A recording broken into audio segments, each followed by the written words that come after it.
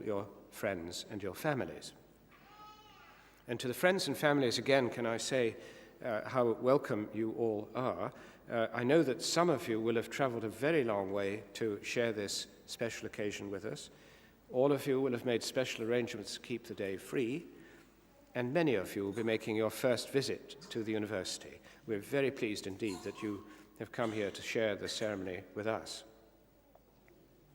Now, as all our graduates know only too well, the real value of today's award lies not in the past, in all the work that was done to earn it, but in the future, as you continue with or start to develop your career in your chosen field.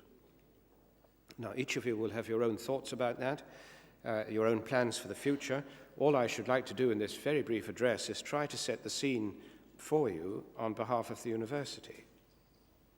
The first point I would like to make is this, that you are today joining a family, the family known as the Strathclyde Alumni, a special community of graduates from this university.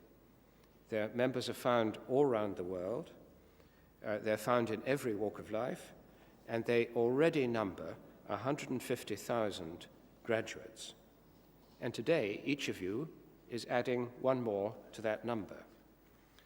In today's competitive, very competitive world, the selling power of a degree, the extent to which it's valued, depends to a very large extent on the reputation of the university. After all, the more there are who achieved success, the better it is reputation. So we believe it is with Strathclyde. And the degree which you have received today, which bears its name, is something that will have a real and lasting value for you. And by going out into the world as part of our great and growing family, you will be playing your part in building up this priceless reputation, our reputation. You will be making your contribution for the benefit of all those who will come after you. The second point is this, that you are graduates now of a university which has a long and distinguished history.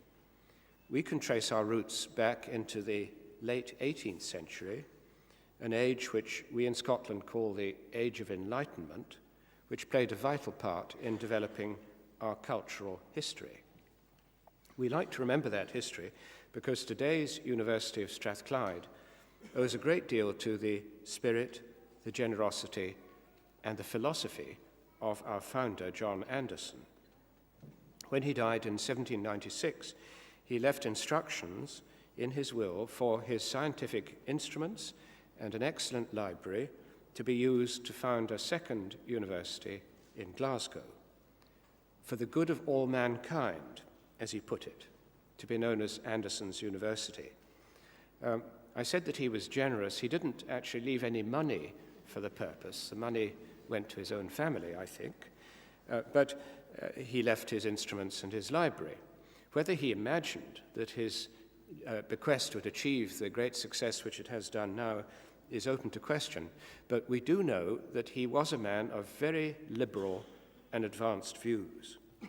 Some people thought that he was a bit eccentric, and perhaps he was, but the phrase for the good of all mankind, when he wrote it, was quite deliberate and was very significant. Far ahead of his time, he was promoting wider access to education, access for women as well as for men.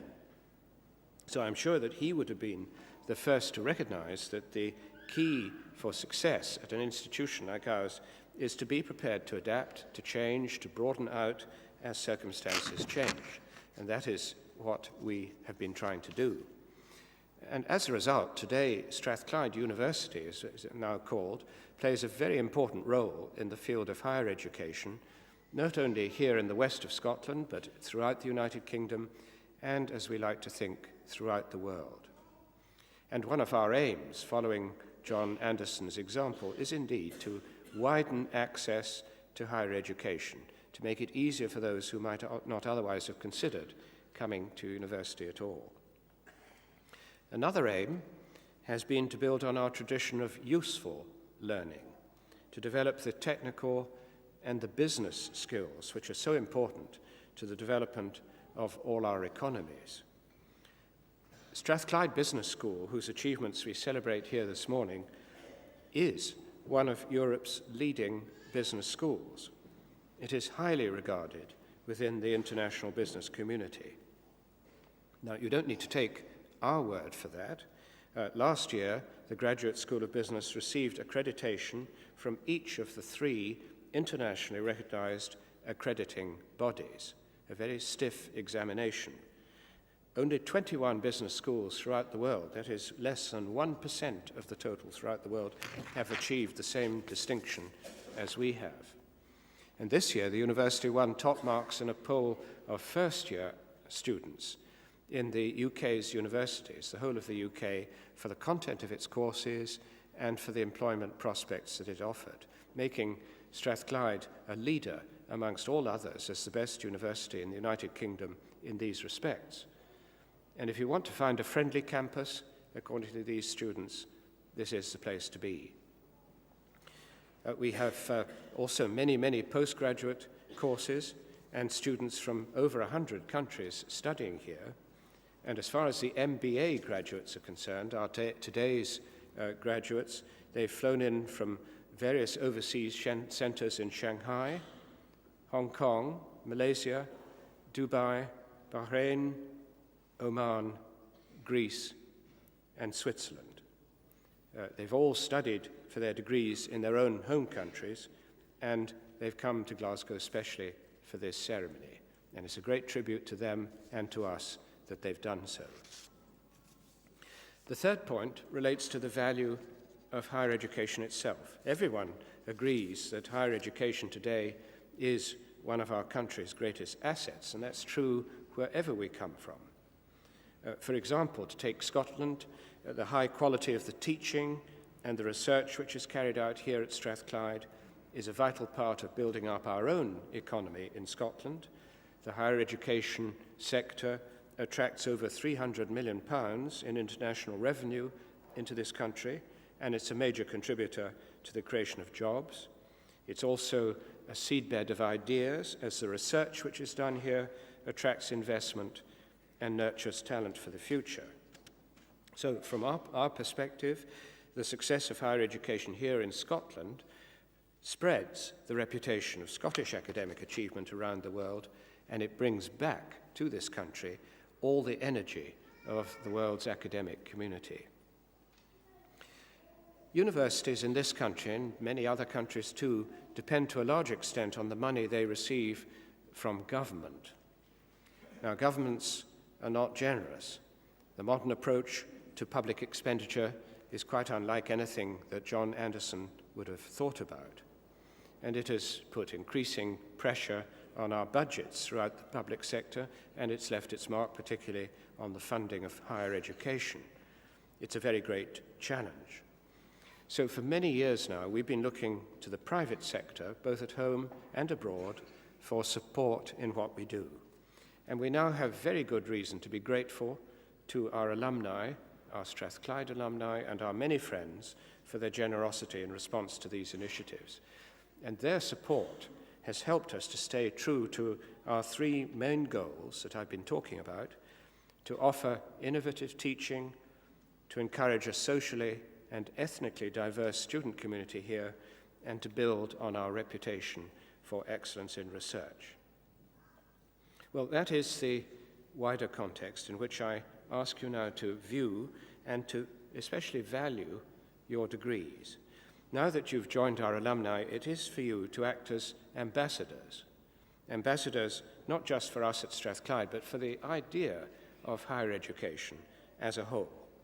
What you will do with your degree will contribute to society wherever you now go, and it will help to clear the path, I'm sure, for all those who would like to follow in your footsteps. So I ask you to help us to ensure that future generations of students have the same opportunities as you have had. We in the university will play our part by maintaining contact with you as best we can through our Graduates Association and our alumni magazine. And in future years, we may well be seeking your help, your guidance, and your advice on the paths that the university should follow as we maintain our tradition of adapting and modernizing to make the very best of our opportunities. So let me end then by wishing success to each and every one of you in your chosen careers, wherever they may now take you. And to everybody here, I should like to say, please enjoy the rest of this very special day.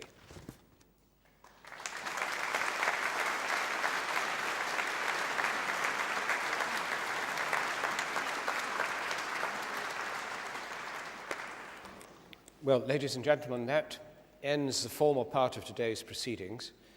I'm glad to say it's not raining, so that means that we can have a procession which will lead us from here to the Lord Todd building, where there will be a reception to which everybody is invited.